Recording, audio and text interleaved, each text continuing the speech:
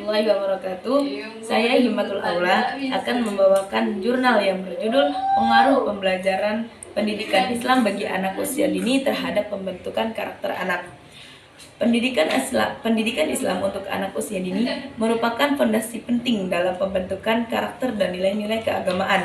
Penelitian ini bertujuan untuk menganalisis metode pembelajaran Islami yang efektif dan dalam membangun akhlak mulia pada anak usia dini. Penelitian menunjukkan bahwa metode pembelajaran berbasis cerita Islami, praktik ibadah sederhana, dan pembiasaan perilaku baik secara konsisten mampu meningkatkan pemahaman anak terhadap nilai-nilai Islami. Selain itu, kolaborasi antara guru dan orang tua berperan signifikan dalam mendukung perkembangan spiritual anak. Di pendidikan Islam untuk anak-anak pada usia dini tercantum dalam berbagai ayat Al-Quran dan hadis. Contohnya, dalam Quran Surat Luqman ayat 13, Allah menggarisbawahi bahwa pentingnya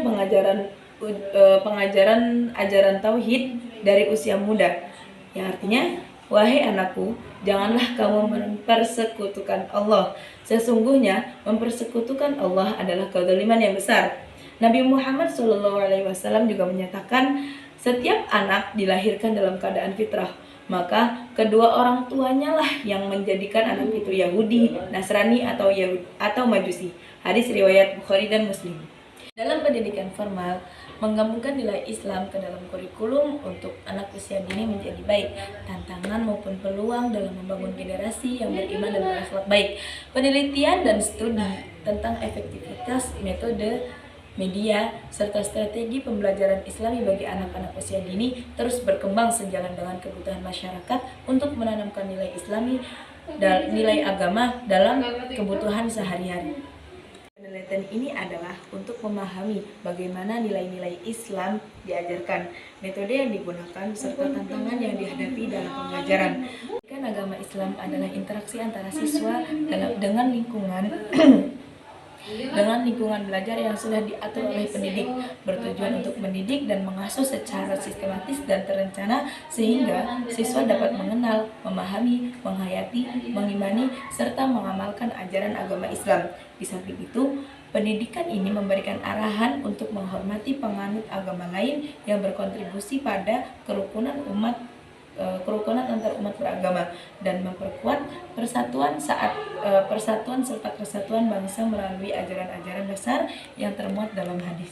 Dasarnya, pokok-pokok pendidikan yang perlu diberikan kepada anak tidak lain merupakan ajaran Islam itu sendiri.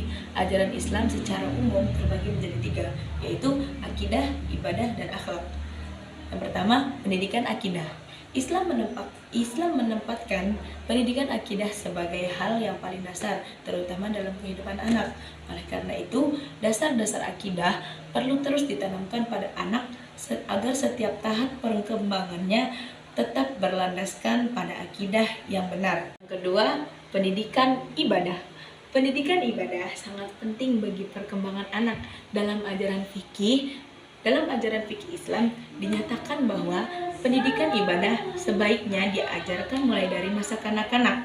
Ibadah diajarkan sejak dini agar anak benar-benar bisa menjalankannya sesuai dengan ajaran Islam dan menjadi pribadi yang patuh terhadap perintah agama serta menjauhi larangannya. Yang ketiga, pendidikan akhlak. Istilah akhlak berasal dari kata kholaqo yang berarti perilaku, kebiasaan, dan karakter.